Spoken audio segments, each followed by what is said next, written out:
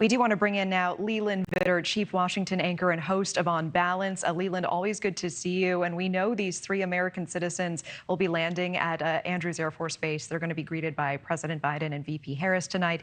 Leland, are we watching a legacy moment for Biden? Is that the framing we're seeing? It's certainly something the president would like to have people look upon as a momentous moment. I've been at Andrews when hostages come home, and it is a surreal experience. And you see the embraces at the bottom of the stairs and the families, and it's magical. There's really no other way to describe it. And for somebody who's been overseas and in dangerous places and obviously kept open the possibility that they could be grabbed, or one of their fellow journalists would be, and their families would be in this position, you can't help but get a little emotional thinking about what is about to happen and the thoughts of these men as they fly home, the thoughts of their families as they wait for Paul Whelan's family 6 years. So there is that, and I think you heard President Biden rightfully tap into that emotion today. Noteworthy that Vice President Harris will be there. This is something that she wants to try and put on her resume as having the foreign policy chops to be involved in things like this. You know, I do want to ask, now that the swap has officially happened, who have we and other countries given up in this process? The big name, right, is the Russian assassin that was traded and that Germany gave up. And you have to think about this. America has gotten back innocent men. So the world is a, shall we say, more righteous place today that Evan Gershkovich and Paul Whelan are back home. It is also a more dangerous place because the Russians and the Chinese and the North Koreans and the Iranians know that they can send people abroad to assassinate dissidents and to commit bad acts, and they can get their people home by grabbing innocent Americans. So the world may also be a more dangerous place today, and you're hearing that tug of war for as happy of a day it is, and it should be, and they're still in the air, so this is the time to celebrate a homecoming. But the brass tacks in terms of international relations is a conversation about giving up some very bad people to get innocent people back. Yeah, Leland, to that end, you know, we hear Sullivan specifically describing Russian assassin Vadim Krasikov. He calls him the key to unlocking this deal. Is there concern about how equitable this trade was? I mean, as you're saying, our journalists, a former Marine, for assassins, for hackers.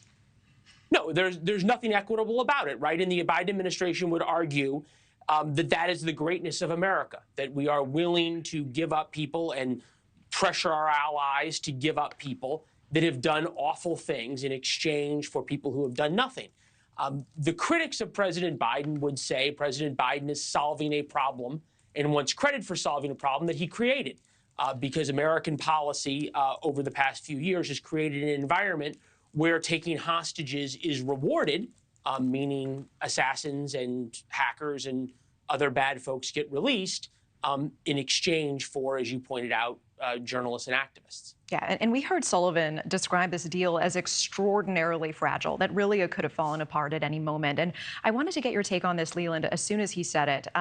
He describes this almost crystallizing starting on July 21st. And of course, that is the day that Sunday that Biden decided to drop out of the 2024 race for president. What do you make of the timing here?